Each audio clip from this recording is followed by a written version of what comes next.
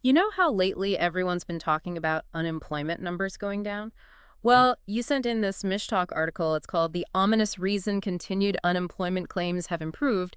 And it seems like maybe, just maybe, there's more to this story than meets the eye. Yeah, you might be onto something there. The Yeah. situation is definitely more nuanced than those headlines might have you believe. Okay, so let's break it down a little. The article's saying that while unemployment claims are down, it doesn't automatically mean everyone's rushing back to work. It seems a lot of folks are just hitting those benefit time limits. You hit the nail on the head with that one. Rolling off benefits, they call it. But all it really means is they're cut off from those unemployment checks, new job or not. And get this, the article points out certain states, places like Arkansas, Iowa, Oklahoma. You've also got South Carolina, Missouri, North Carolina, and even Kentucky.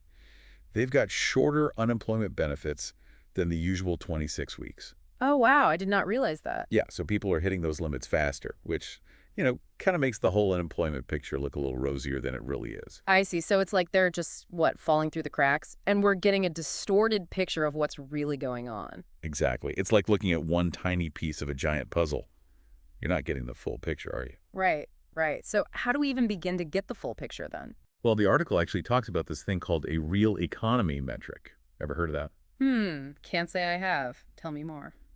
Okay, so instead of just looking at those short-term unemployment claims, the real economy metric, it kind of lumps those numbers in with how many people have been unemployed for a while, like 27 weeks or more. Ah, I see. So it's giving us the long view of unemployment, not just a quick glance. You got it.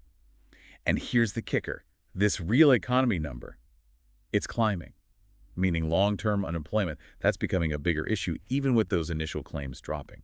So, okay, we're seeing this trend, right? Long-term unemployment creeping up, even while those short-term numbers look a bit rosier.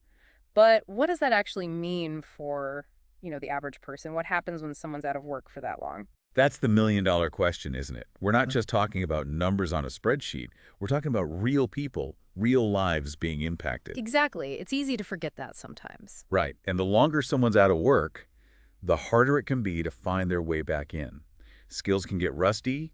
Those connections you make, they start to fade. And of course, there's the financial strain that comes with it. Yeah, financially, it must be so tough to deal with long-term unemployment. Yeah, absolutely. We're talking about debt piling up, maybe even losing their homes, having to rely on family or, government assistance. It could really snowball on you. It's like a domino effect, hitting not just the individual, but their families, their communities. Exactly, a ripple effect. And, the article brought up another point that really stuck with me. They said once someone hits that 15-week mark of being unemployed, their chances of hitting 27 weeks or more, they skyrocket like a slippery slope. It's worrying to think about, and it makes me think about something we talked about a while back, the McKelvey recession indicator, wasn't it? Oh, yeah, you remember that. It was sending out some warning signals, if I recall correctly. And it all ties together, you see. When we look at this upward trend of long-term unemployment alongside that indicator, it paints a slightly concerning picture of the economy as a whole. Yeah. Maybe not as rosy as those initial numbers want us to believe. So basically what we're learning here is don't get too excited about those big, flashy unemployment numbers. Exactly. There's a whole lot more going on beneath the surface.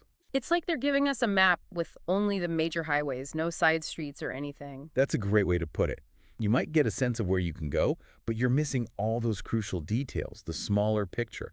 We need to remember these unemployment numbers are just one piece of a much larger economic puzzle. And this whole real economy thing from the Mish Talk article, that's like finding the map with all the side streets and local spots, right? The With- one that tells the real story. You got it.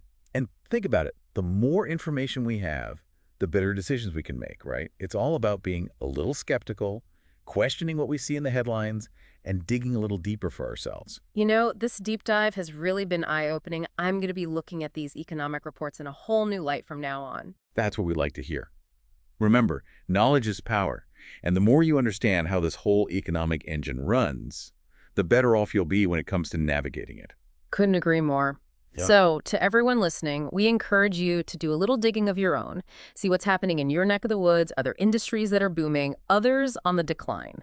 It's a great place to start when you're trying to make sense of all these numbers and figures. Until next time, keep those minds curious, and we'll catch you on the flip side with another deep dive.